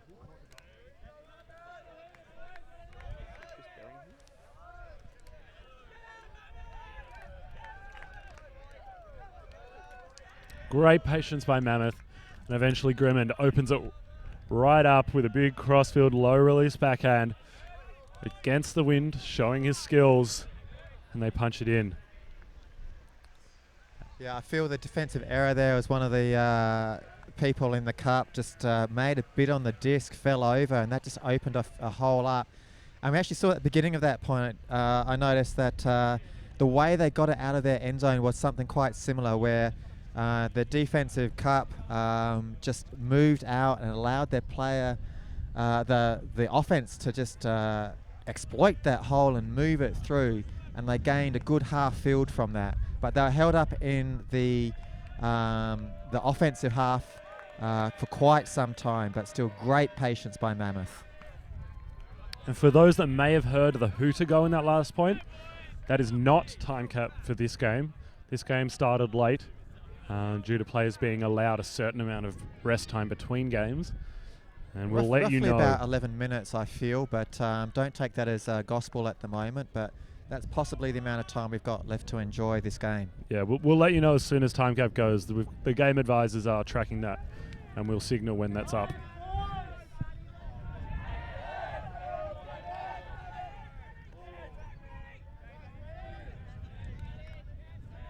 Oh, lovely defensive block by number 12. That's the first point he's played all game. And he immediately delivers. Oh, we may have a call on the throw. Though the block itself was incredible. How's that for an impact player? You come on for your first point of the game, you immediately get a block on the very first pass, and then take the bookend. We may have that throw come back, but regardless, what a great momentum shift and opportunity for Mammoth here.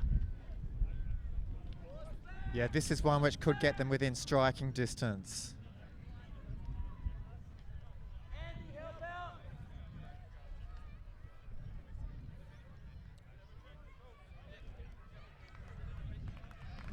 And it's retracted, and that's a goal. Nice spirit by Wildcats. And that's within one. That's 12-11 now to Wildcats.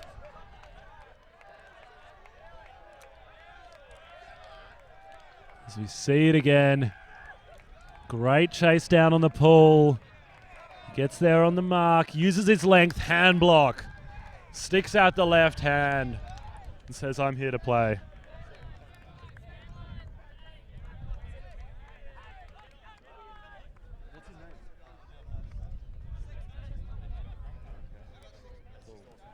That's awesome. So we've just heard the reason that was his first point is he's been at the hospital and he's a brand new father. So congratulations to him for the healthy, happy daughter Annie, and congratulations on a great first point back. No doubt inspired by that birth.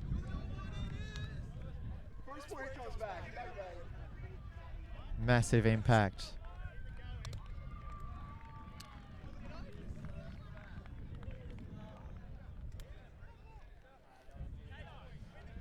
Yeah, don't want to take anything away from Leon McIntyre. The Wildcats, however, were caught napping at that point in time. And John McNaughton, first mistake on the pulls. He's been pulling brilliantly all game into the wind. But downwind there, it gets pushed out the sideline. And Wildcats will take the brick. I don't know what to call it. I feel a momentum shift now. That was a big moment. McIntyre is going to be on the mark. He's clearly fired up. Mammoth's fired up. This could be it. This could be the moment where everything turns around. Nothing like one player standing up big, saying, I'm here meaning business, to shift the momentum of a game. And I think that's what McIntyre may have done there, given the rest of his team a boost. And Mammoth in a zone. Looking like a traditional pommy. A mark, 3 in the cup, 2 wings and a deep.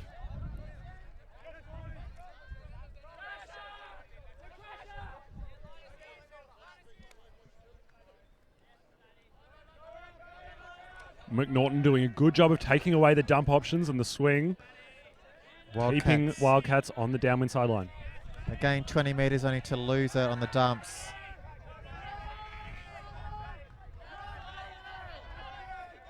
This is good defensive pressure here by Mammoth at this point in time. Wildcats seem a bit frazzled. They don't know how to get out of this. There goes the Blady hammer. Ah, it's a lovely read by Fernando. Oh.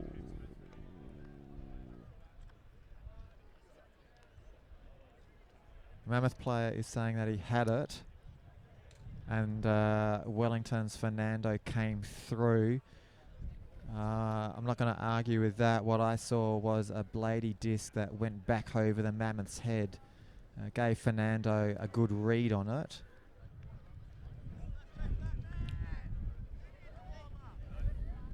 I think it's going to go back unless someone retracts a call. Yeah, either way, probably not the best option from the thrower. High stall count. High stall count, hammer into the wind. It's always going to be difficult, and that's what Mammoth wants to continue to force, because as we saw there, that's the stuff that can lead to turnovers, can lead to interceptions.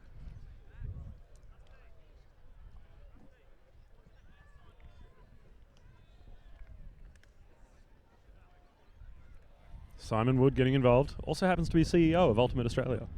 So, bit of a legend in the Ultimate community. He'll provide his perspective And it looks like it will be contested and will go back.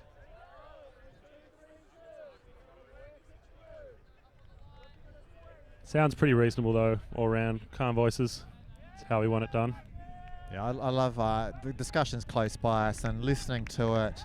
You know, comments like, look, just need to take into the consideration the whole situation, not just one little bit of it. And great discussion, and I think a great decision to send it back. So disc will come in, stalling. Whatever it was when it was thrown. Okay, well, I've got a feeling that's that had a possibly maximum of 6. Because there was a contested call downfield. I'm sure it was probably a still count 9 when it was thrown. So maybe coming back in on 6. Oh, apparently coming in stall 3 was the call from the field. Ah, So straight away, let's get the swing. Wants what to they'll be hold wanting it to up do. on that sideline. That's good. That's good movement. Now they got the movement, but where's the next cutter coming? Where's the popper? In the hand of Neil. Up to Stevenson. Weighty forehand towards the sideline, and Oh. Mueller swats it out of the sky. Stevenson pulled out Norton of immediately that one. picks up, finds McIntyre to get it moving. McIntyre doesn't like what he sees upfield. Wildcats forcing towards this near sideline. And Mammoth, you can tell the fire's in the belly now. They're hustling hard. McNaughton's really up to the work rate. Fires his forehand to Grimmond. And that's a goal. Does a great job to tow it in, though. Yes it is. It's a goal. McNaughton connects with Grimmond. 2 big-time players stepping up for Mammoth. Getting the job done. And that's the break. Ladies and gentlemen. Boy, do we have a game on our hands. Do we have a game on our hands? Phil, this is why we're here at Nationals, to see games like this. And Mammoth will call a time out. Yeah, I felt the momentum shift, especially after that last point with Leon McIntyre coming back from the hospital. New dad, congratulations again. But that was where it all, that's where this momentum has just come from with Brisbane Mammoth. I'm sure all the boys are fired up, not just for him and his personal situation, but the way that he's just sort of brought it for the whole team. Oh yeah, talking about being a big moment player. Walks onto the field. Time cap has been reached, which means we'll finish the following point and add 1 to the highest score and play to that, which means regardless of who scores next, it's game to 14, as we are currently sitting at 12 apiece. So everything to play for right now. Wildcats will be coming out on O. What do you think Mammoth are going to do on defense? Are they going to stick with their zone look that they've had a go at?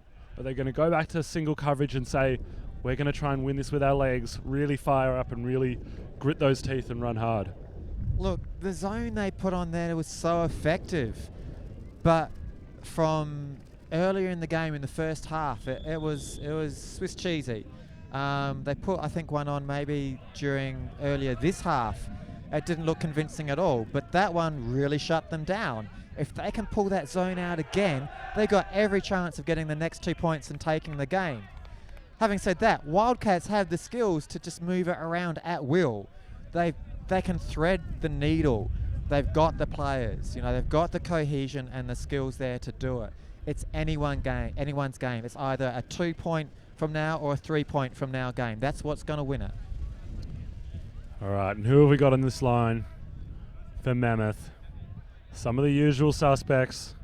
McNaughton, Grimmond, McIntyre, very similar to the line that they just had out there on the field for that last zone point, which would indicate they're going to stick to that plan and see if they can make it work. Though this time it is in the opposite direction, so Wildcats running a little bit downwind. Maybe that'll be a factor, or opening up a few passes that weren't available to them last time. Those crossfield hammers that got them in a little bit of trouble. And those crossfield blades. That's the whistle from the game advisors. McNaughton set to pull. Expect another huge one. He's been pulling well upwind all game. And there's another.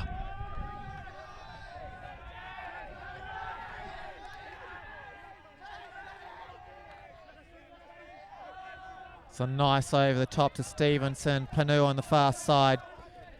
reels that in. They've got their zone look, which is what we felt, that there's a hand in the way. He gives it up. He said Leon he did leave his hand. McIntyre, twice in 3 points, has delivered the hand block when Mammoth need it most. This guy is on fire. Watch for him now as he gets the dump. He goes round to Mueller. Mueller gets up nicely, takes the pass. Out in front of Leask, too far! And it, it collects bobbles it back anyway. in. Leask recollects. He's on the doorstep now. And we've got a call, not clear exactly what it is. I think they're saying that his foot was out when he collected it.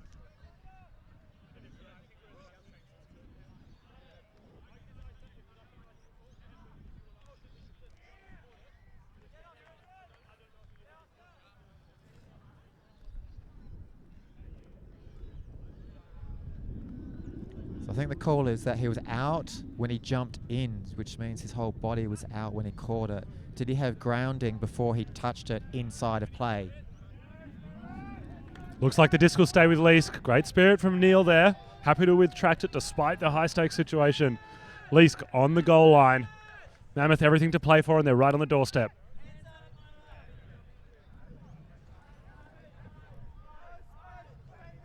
What are they going to do? Probably look to isolate one of their athletic players in the end zone, and they do just that, looking for McGuckin. Gets enough of a hand on it. How about that? Neil steps up when Wildcats need him. Defensive pressure, hot.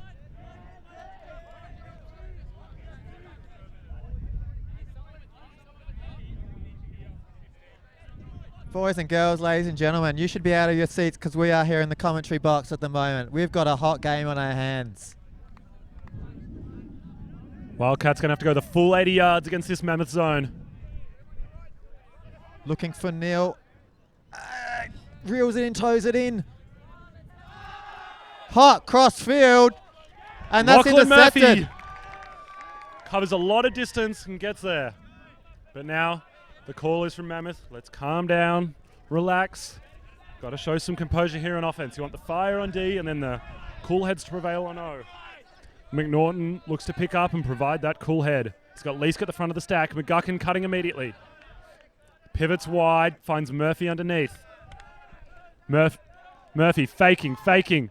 Crossfield, inside out flick. Can Mueller get there? He cannot. It's too far. And that one hits the ground. Streaking deep. Does that flicky crossfield again. Andrew Neil with a disc. Liam Grimmond! This is getting intense, ladies and gentlemen. Oh my God! Jesse Stevenson then. Time out. And Wellington just as I lose my Wildcats. vocal cords, a timeout is called. Thank you. This is intense. Everyone's on fire. Everyone wants the disc. Everyone's got hot heads. They're not cooling down. I'm not cooling down here. I'm on the sideline here. I feel like I'm right in the middle of it.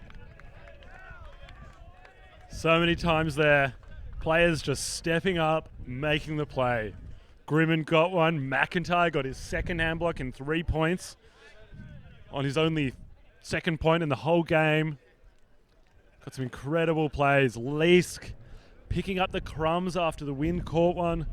This is just incredible. Equally from Wildcats, we've seen some huge plays to keep the disc alive and keep the game going. This is 12 apiece. Phil, what on earth does one say to your team right now if you're in that huddle? Look, I think the call by Stevenson was just spot on. It was spot on when it was needed, and that is to settle it all down because people were just on, they're on fire. They had the end zone fever. They know the situation. They know that this is do or die. This is a death knell point right here. To be 1 point away from winning this game is what will put your team at the end of this point. Just 1 point away from winning the game. And it's so important to get that point. Absolutely. To reiterate, we'll finish this point and add one. So it's game to 14 regardless. But obviously, being up 13-12 is a massive advantage. It looks like Mammoth committing to their zone defense. Will let Wildcats set up first and then set up in response on D.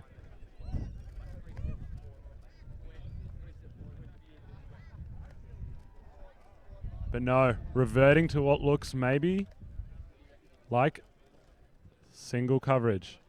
No, it looks zony. Grimmond, McNaughton and Leask in the wall with McCartney on the mark, using his huge length to put as much pressure on as possible. What can Wildcats do? And here we go. Nice look away. Okay, now we've got some movement. This is what they need. They just need to keep the disc moving, but do it well.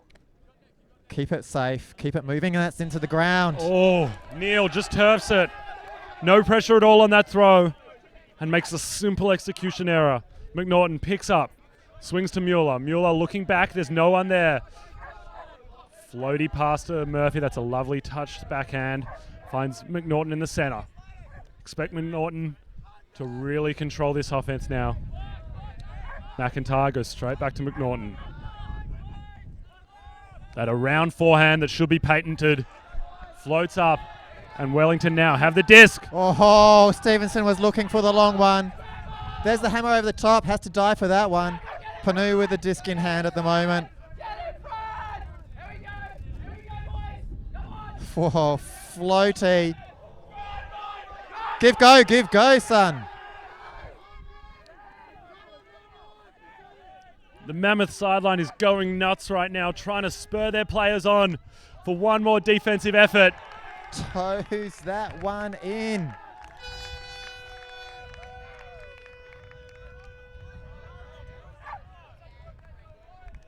And that was huge. Wildcats 1 point away from victory. Mammoth 2 points away from victory. What is going to happen this point? What a point. Multiple turnovers, multiple layout blocks, multiple moments of absolute tragedy and moments of ecstatic victory for both teams there.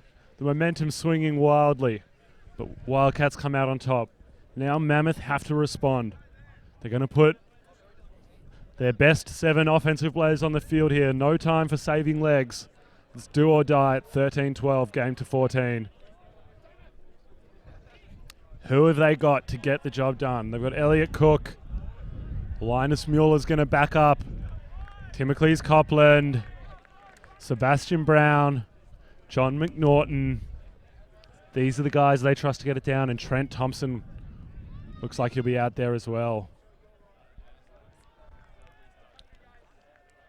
I can see on the defensive line for the Wildcats, I can see Yoho, Tidov Smith. I can see Fernando, I think, there as well. Apologies to the other 2 players. I'm still not fully familiar with the full Wildcats lineup, but this is a strong lineup. We've seen them before. We know they can contain. We know they can get blocks and Ds. We know they want to run. And we know they have the hunger for it as much as Mammoth does. Big backhand comes up. Fielded by Bain. Immediately to Brown in the center. McNaughton providing that primary cut out of the stack. Breaks the mark as he so often does. Looking back for Brown. Struggling to get the dump off. Bain provides the option in the end. Brown again. They're just on their brick mark. Breaks the mark. Mammoth showing the force means very little to them. McNaughton provides an under and immediately dumps back to Brown. Brown too far out in front, but Copland's there to clean it up. Copland back to Cook. Hearts in mouths, ladies and gentlemen. The whole sideline's on their feet, pacing. Elliot Cook now on the close sideline. He's got Copeland going up line, doesn't want it. Goes back to Bain in the center, trying to stay patient and stay calm. Mueller offers, as does McNaughton. Cook and Bain content to chip it around, wait for an opening that they're really happy with. They're being the ones that say, we're going to stay calm, but he goes inside and Copland! Elliot Cook with a beautiful inside-out backhand to the break side. Copland there to pounce. Universe point, ladies and gentlemen, 13-all. Mammoth against Wellington Wildcats. Boy, you could not have scripted this one any better than what we're seeing here right now. Put this one in your bookmarks to watch over and over. This is what it's all about. It's about putting it all on the line. It's leaving it all on the field. It's about the passion, it's about the drive, it's about the hunger, it's wanting it. And both teams have shown all of that today. The call that I just heard from the sideline was, yeah, boys, let's play some Frisbee, which is exactly what's going to happen. And these are the moments we love it most. 13 all, no holds barred. Tournaments on the line for both of these teams. They've both had losses so far. They need wins to set themselves up in a good position for quarterfinals. And now's the time to deliver. Anything left in the tank, you've got to put it on the field right now. Mammoth have got the hard task of coming out on defense. They need to get a break. And Wellington on offense going downwind, though the wind is also going crossfield away from the camera. Just have to try and get the job done and punch one in.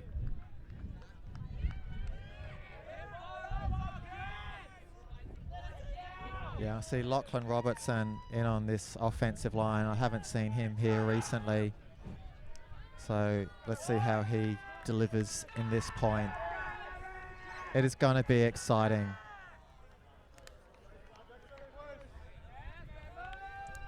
And immediately Mammoth give up half the third of the field. Pool drifts out. Mammoth looking like they're committing to their zone defense. It's worked well so far. Though they've adjusted it slightly now. It looks like they've got one on the mark, two in the fence, and then allowing J-Mac to slide back a little bit deeper, provide a bit more downfield defense, especially as Wildcats run downwind. But now McNaughton tights up. Very deep player in defense at the moment, which means that there should be a lot of options in the middle for them. Oh, there's a big hip and shoulder onto Robertson.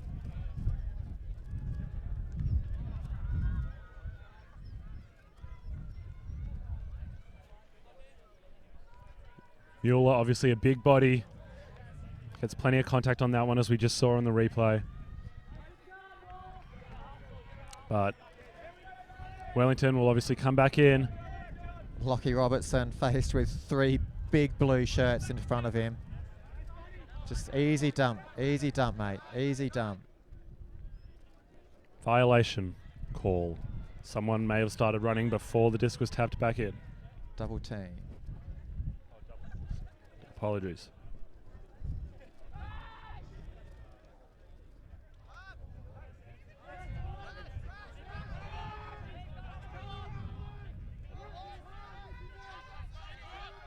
Oh, they're on the doorstep. Was not jumped in at all. Can Mammoth stop them? Can they hold them here? Just swing it. McIntyre, can he get another hand block when his team needs it most? Using his length. Swing it, swing it. Getting it around. Walk it in. That's the one, that's opened it up. McIntyre on the mark. Oh, if only he used the outside man on the corner. Didn't see him. Goes over the top. That's the game. Would be the game. Well done, Wildcats. Wasn't that a thriller from Manila? Thank you. Wow. Incredible patience by Wildcats at the end after a huge comeback from Mammoth. Mammoth were down a few early in the game. They trailed almost the whole game. In fact, they were never in front until they brought it back to Universe Point. 13 all. And just not able to close it out right at the end. Wildcats staying cool, calm and collected on their offense. Punch it in. What a play. What a game. I think there was probably whole highlight reels to be had in just one or two points of that game, let alone the whole thing. I know here in the commentary booth it was a bit of an emotional roller coaster. Hearts in our mouths throughout the second half of it. Mammoth really turning it on when they needed it. They came out of the block slow. Wellington getting the jump on them at the start, built themselves a bit of a lead. And Mammoth never fully able to respond until late in the game when they brought it back to 13 apiece. Oh, and that's it. Thanks so much. Stay tuned though, we've got another great game coming right up.